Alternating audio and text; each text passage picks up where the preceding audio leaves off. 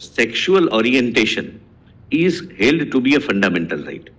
Someone is attracted, a man is attracted to man, that is considered to be his privacy issue, and he can enter into that kind of a sexual activity the way he thinks he gets the maximum satisfaction. That's my lord, broadly, my wordings may not be accurate or my lord may be proper also. That's that Navtej Johar. Lord, kindly visualize a situation after 5 years down the line, based on this very thing, that from the beginning, I am attracted to those persons who are mentioned in the degrees of prohibited relationship. Incest is not uncommon in the world, and world over incest is prohibited. That I am attracted to my sister, I get, we are consenting adults, we are entering into activities within the privacy, and we claim our right of autonomy, our right of choice, and our right of doing something in private domain. Based on that very argument, my lord, I'm posing a question to myself. Can someone not challenge this definition itself? Why this restriction?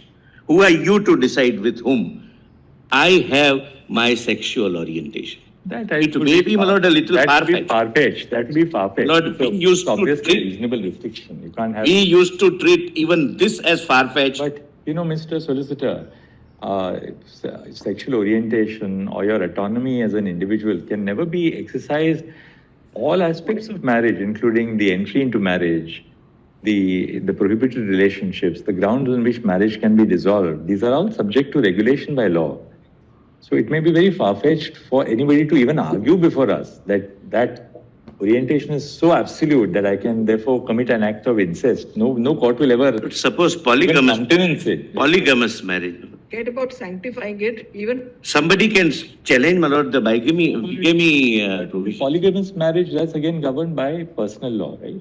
I'm not on personal law. I'm saying, my lord, if I say that my choice is polygamy, the state has no right to it. Your argument perhaps could be more, I would say, if you're leading up to that, one can understand it.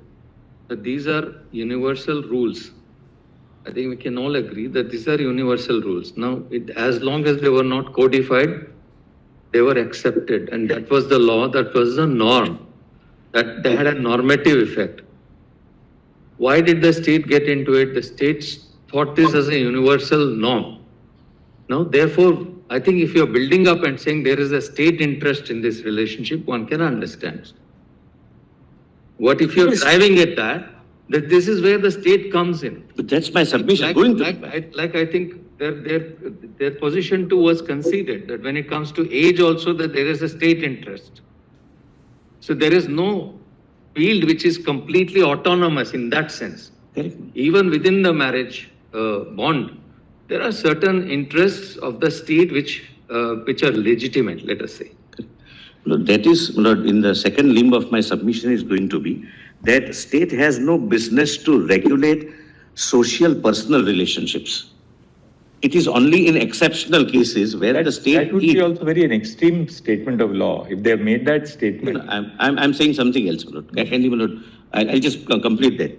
State has no business as a proposition to regulate any social personal relationship. That statement your lordships are saying is not it's an absolute statement. But I'm on an extension of that statement, that the state can regulate certain relationships if the state feels that it's in legitimate state interest to do so. But therefore, marriage was not a regulated social relationship. But the state, in its legislative policy wisdom, decided that we will regulate, and we can regulate only if we recognize, and therefore under the Hindu Marriage Act or any other marriage act, we recognized and regulated.